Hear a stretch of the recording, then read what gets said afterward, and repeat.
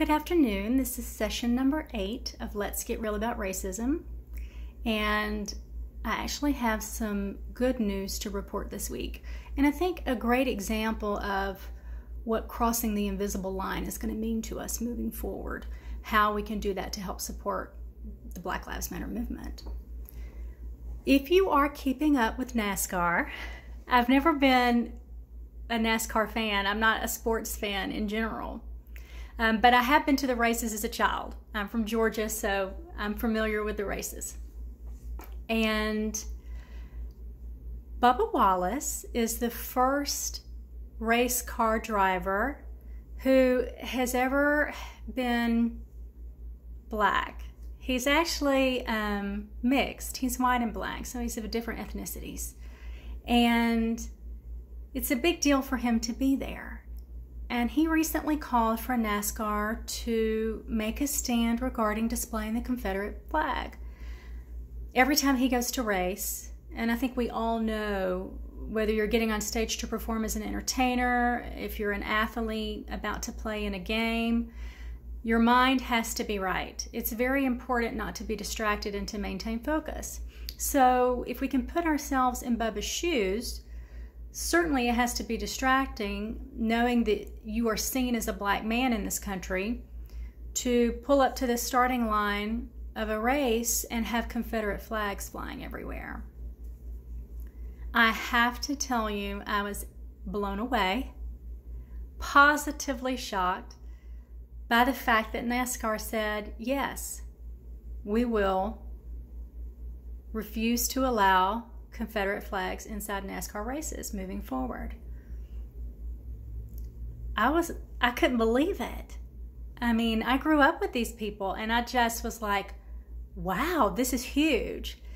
And it sort of solidified for me that we are in the midst of a revolution regarding civil rights in this country. This is major progress.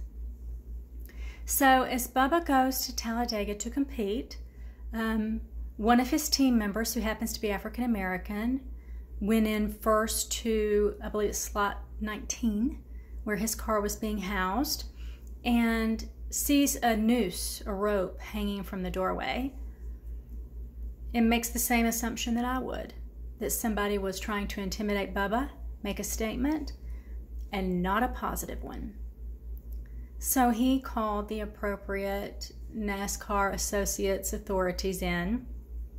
They come in, they call the FBI, and I think that Bubba may have been in some sort of green room. He was not in slot 19, so he didn't know what was going on. And the NASCAR president goes to him. And I'm relaying you this story as Bubba related it to Trevor Noah on a Daily Show interview. So if you haven't seen that, look it up. It's very powerful. And he said that he thought he was in trouble because the president came to see him and he was very upset.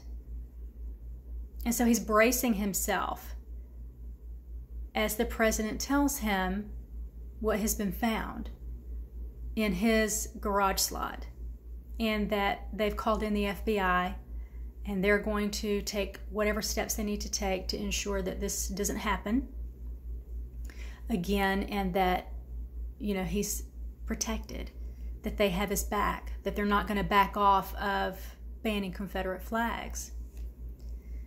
And Bubba says, as his stomach just tightened, his first thought was his family, because he hadn't talked or touched base to them in a bit because he was on his way to Talladega. And the fear just sort of set in of, what is this backlash going to be like? Is this the beginning of burning crosses? He didn't say that. He said backlash. But I'm just thinking of the things that white supremacists do to intimidate people of color. And so I can imagine what might have been going through Bubba's mind and the fear that set in. What came next was one of the most beautiful scenarios I've ever seen regarding support for the Black Lives Matter movement, the black community in general, and I was just blown away. As it's time to start the race, all of the other race car drivers who are in competition with one another get behind Bubba's car, and in a wave of confidence, we have your back, we're a team, we want you to be here, they push his car up to the starting line. And the video just shows Bubba in tears, completely emotional regarding the situation, understandably. And I have to tell you, I almost started crying when I watched the video. Again, I'm from the South. I just wrote a book titled Racism, the Real Reason I Left the South. I never in my life thought that I would see NASCAR racers uniting behind a black race car driver to say, we want you here, we have your back. It was just incredible to me. And as the FBI researched the situation and investigated several days after, they decided that video showed that whoever had tied the rope that opened the garage door into a noose had done it back in November, and they would have had no way of knowing that that belonged to Bubba. So they were fairly confident that he was not being attacked or intimidated intentionally by white supremacists, which was a huge relief for Bubba.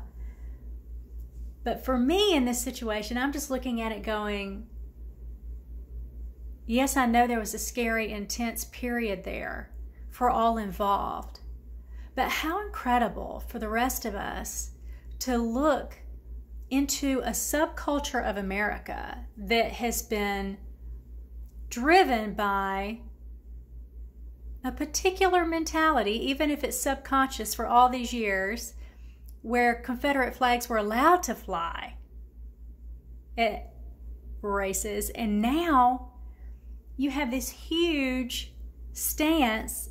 Everybody's coming together to say no more. That's not who we are. That's not allowed here. So I'm thrilled with that. Absolutely thrilled. Breonna Taylor, we've been talking about her situation and her murder along the way. The officer that was believed to have executed the shots that actually killed her has been terminated. But as of this point, charges have not been filed. The other two police officers that were also responsible for going into the home, plain clothes, without announcing themselves, are on leave without pay. And so a lot of people are calling that they all be terminated. If we're really going to reverse police brutality in this country, then we have to weed that type of behavior out. And I do support that. So a lot's going on right now. A lot. All three of the men that murdered Mr. Aubrey in Georgia were indicted on murder charges this past week. We're making progress. A lot of horrific things are happening. The volcano is bubbling over, but I do believe a change is going to come. I believe we're in it. I believe we're in a revolution and it's happening. And that gives me hope. So take that with you this week. As you look at your world around you and your neighbors and your team members at work, be ready to stand behind them in unity. Be ready to push their car to the starting line and say, I have their back. You can come to me if you have any concerns. If you feel you're not being treated right, I'll do what I can to help. The more of us that do that, the easier it'll be to suffocate that fire of racism and just wipe it out. Okay, take care of you. Have a great week.